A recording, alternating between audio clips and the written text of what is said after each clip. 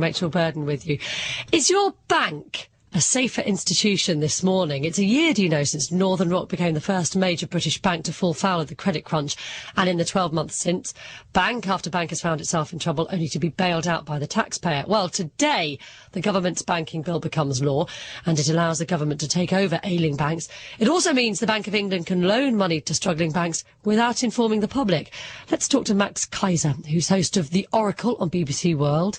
Good morning, Max. Rachel, good morning. I'd like to hear your thoughts on lots of things. But first of all, the banking bill comes into force today. Can we have more confidence in our banks as consumers, as average customers now than we did a week ago? Well, I think you have to put this into context.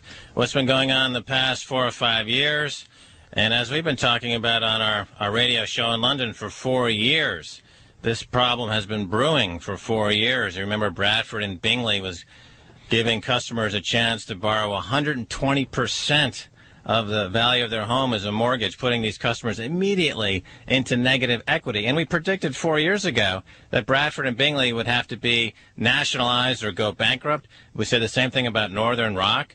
This entire system has been corrupted, primarily because the world's hedge fund industry is located in London because of London's lax laws, banking laws. So the world's hedge fund industry has gone to London to conduct their hedge fund business in a way that has now proven to be, for lack of a better term, fraudulent. So in a sense, this is the government sort of saying, look, ta-da, we've got a new law and it's all going to be okay, but it's entirely retrospective and all the damage has already been done.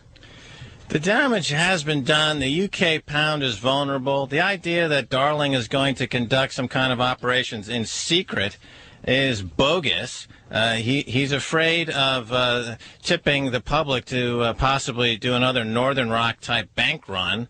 But the fact is that the gold market yesterday sussed out Darling's plans and skyrocketed once again. No one's going to fool the gold market. No one's going to fool the currency traders out there that are pounding the UK pound. So it hasn't improved confidence in banks then, this move? It's pure trickery on the part of the government. Gordon Brown sold half of Britain's gold at the low of the past 50 years. He dumped Britain's gold. Gold is now, Britain now has half the gold that they once had.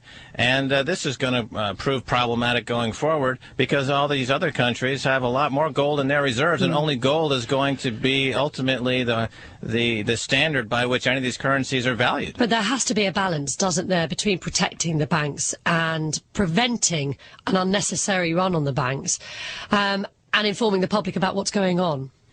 Well, the first thing I think the British public needs to do is to be honest with their constituency, with the public, and tell them point blank that the government's been party to a massive, coordinated global financial Ponzi scheme, of which the UK pound has played an important part.